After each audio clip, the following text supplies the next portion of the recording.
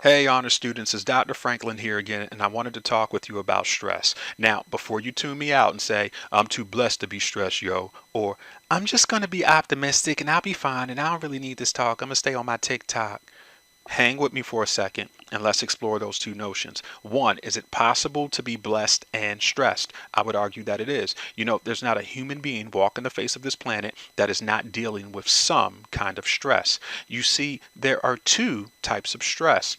There is eustress, spelled eustress, and then there's distress, distress.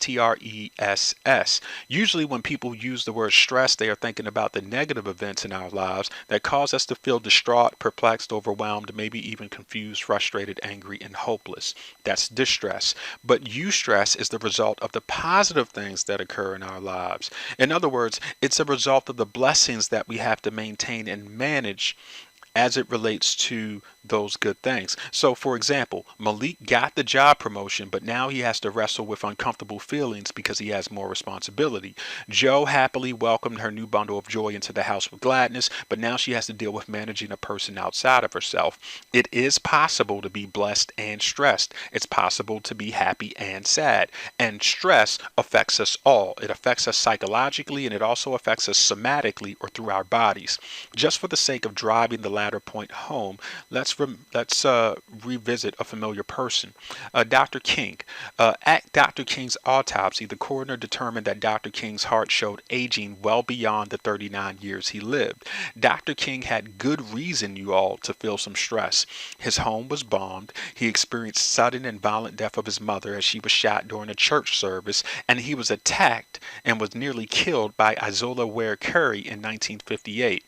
So many, when they think about Dr. King, they think about the I Have a Dream speech, they think about the Selma movie, they think about the letter from Birmingham jail, but they don't consider that the man was probably walking around with a legitimate diagnosis of PTSD and generalized anxiety disorder with psychological duress aging his organs from the inside out. Stress affects us all, even when it doesn't appear that it does.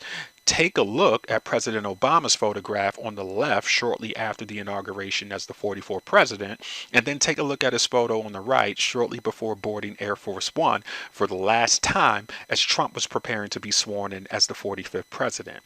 Stress, along with genetic predisposition, likely altered his hair color. Sometimes stress shows up in terms of our physiological makeup. Now, think about all of the stress people have encountered over the past year because of COVID-19, not being able to see loved ones, losing loved ones, funerals held via Zoom, weddings held via Zoom, isolation, quarantining, career setbacks, mortgage payments unmade, concerns about the vaccine. Some people have thrived during the pandemic while others have suffered physically, financially, emotionally, spiritually, socially, and psychologically. So, positive thinking or just being optimistic may not be enough to get you over the hump all by itself, right? So, I want to briefly talk about some best practices in managing stress.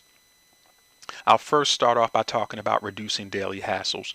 What can you do to reduce the stressful burdens of daily hassles? Might you rearrange your school or work schedule to avoid morning traffic jams? How about joining a carpool? You might still be stuck in traffic, but you can use that time to catch up on your reading rather than fighting traffic. So, thinking about the elements of your life that you can control can help you to reduce daily hassles and thus free you up to more shrewdly and in a focused way concentrate on your goals. Number two, know your limits. You don't want to bite off more than you can chew. So you want to avoid taking on more tasks than you can reasonably accomplish, and whenever possible, delegate responsibilities to other folks. Number three, follow a reasonable schedule. You want to learn to schedule tasks so that they don't pile up. In this way, you break down stressful tasks into more manageable doses. If stressful demands become too taxing, try to extend some deadlines to give yourself added time to finish your work. Number four, you want to make sure that you're taking frequent breaks. When working on an assignment, take frequent breaks to refresh your mind and your body. Number 5 on my list, develop more effective time management skills. So you want to use a monthly calendar to organize your activities and tasks. And this could be in your phone. This could be a palpable calendar. Okay. Schedule as many of your activities as you can in advance to ensure that you have enough time to accomplish your goals. But don't overschedule yourself. You want to allow yourself some free, unstructured time for self-care and rest. Last one on my list is learn to prioritize. You use a monthly calendar to list the tasks you must accomplish each day. Prioritize your daily goals. Assign the number 1 to tasks you must accomplish, the number 2 to those you'd like to accomplish but are less essential, and the number 3 to tasks you'd like to accomplish if time permits. Then arrange your daily schedule to progress through your list.